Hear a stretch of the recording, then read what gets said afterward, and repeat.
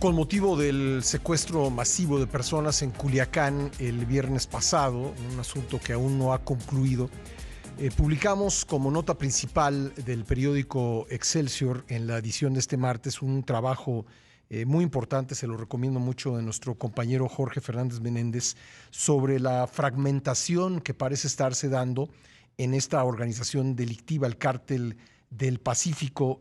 Dice, en síntesis, le cuento que Jorge Fernández Menéndez pues da cuenta de varios episodios en los que se ha ido desgranando por diversos motivos esta organización delictiva. Y vamos a platicar con él al respecto. Nos acompaña por la línea telefónica Jorge Fernández Menéndez. ¿Cómo estás, querido Jorge? Pascal, un placer platicar contigo, con todos los amigos del Auditorio de Imagen, como siempre. Bueno, ¿Qué tal? tú mencionas la salida de lo que es hoy el Cártel Jalisco Nueva Generación, hablas de las declaraciones del hermano y el hijo del Mayo Zambada en el juicio contra el Chapo Guzmán, y ahora hablas de la aparición de El Guano, Aureliano, el hermano del Chapo Guzmán, quien pues ha comenzado a reclamar su condición de heredero del liderazgo de este cártel. Aparte de detallarnos todos estos puntos, ¿hacia dónde crees que pueda ir esta fragmentación del Cártel del Pacífico o de Sinaloa?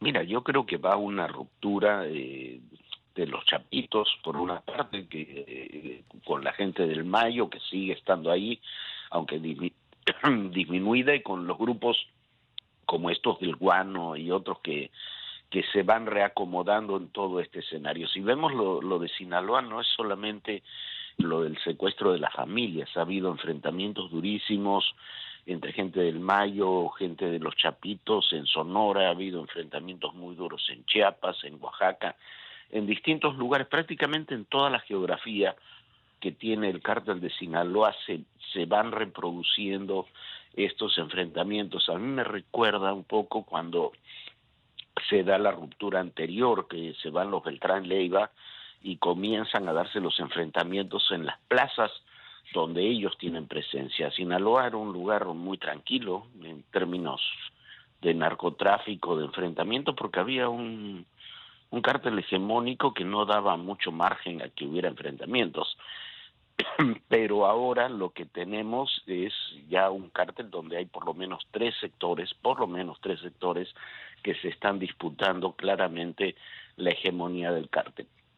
Y en esto también entra la nueva configuración. Uno dice cómo los chapitos, que tenían tan poca fuerza hace algunos años, tanto que fueron secuestrados por el cártel Jalisco en una fiesta ahí en Vallarta, se han vuelto tan poderosos, y es que descubrieron el fentanilo, y ellos fueron los introductores del fentanilo, se hicieron de muchos recursos, y al quedarse con esos recursos han ido desplazando a los distintos grupos.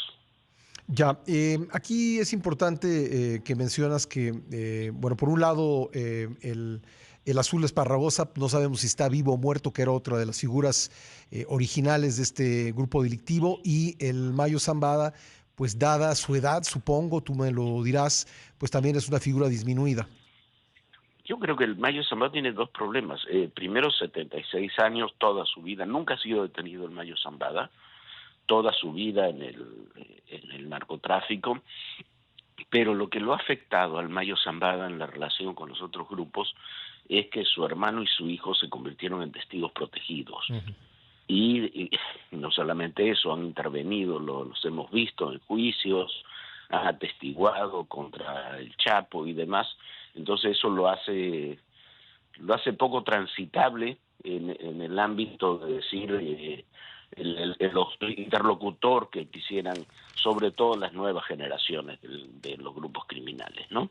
Hay un hijo del Azul Esparragosa que también interviene aparentemente en ciertas áreas del cártel, uno que se escapó de la cárcel, pero yo creo que las fracciones están más o menos claras. El Guano, Aureliano, siempre quiso ser el sucesor del Chapo. Es más, Aureliano era el que cuidaba a los hijos del Chapo, estos eran chiquitos, cuando el Chapo estaba en la cárcel, los largos años que estuvo en la cárcel. Uh-huh.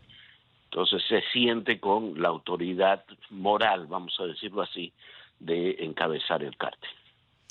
Tú cuentas que lo que sucedió el viernes en Sinaloa fue una consecuencia de la detención de un personaje apodado el 50, que era un operador del Mayo, quizá también del Guano, en Nogales, Sonora, y que pues todos estos secuestros es un poco para indagar quiénes dentro de la estructura pues están complotando en contra de los chapitos, ¿no?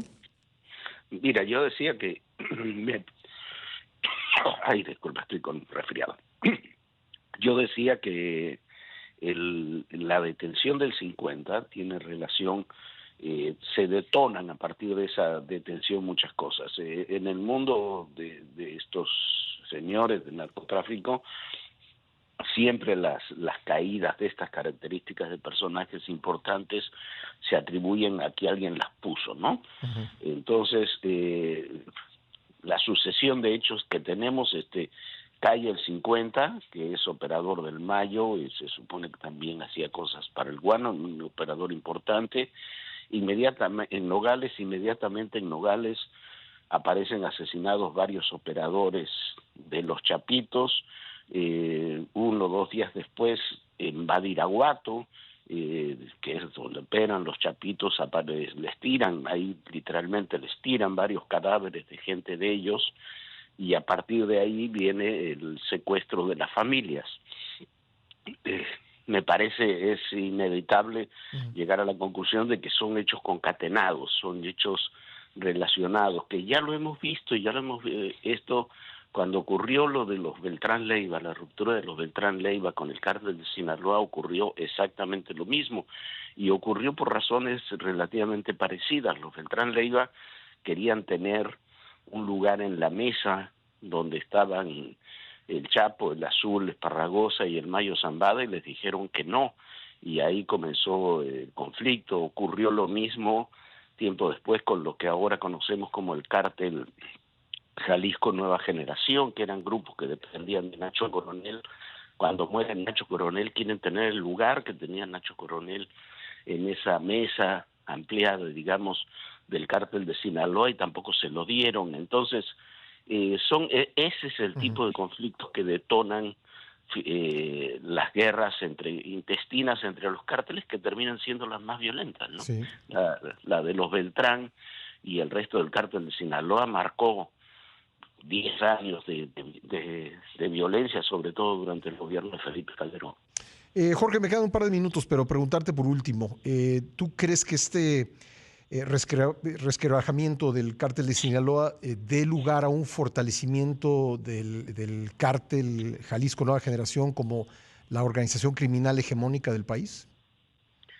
No sé, mira, habrá que ver que el cártel de Sinaloa siempre ha sido el cártel más fuerte, ¿no? Eso, ha habido cárteles más violentos, menos violentos, pero el más fuerte siempre ha sido el cártel de Sinaloa.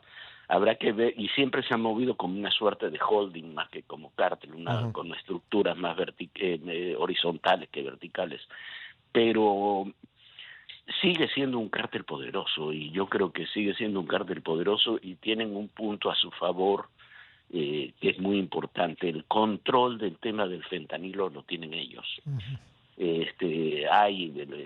Jalisco sí sigue trabajando fentanilo, otros grupos, el cártel del noreste, pero el gran tráfico de fentanilo y las redes en Estados Unidos son suyas. Mientras las tengan, van a seguir siendo un cártel muy poderoso, porque generan muchos recursos.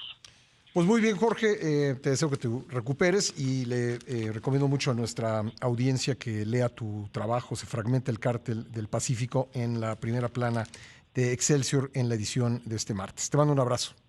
Un gran abrazo, muchísimas gracias. Gracias. Un abrazo. Jorge Fernández Menéndez.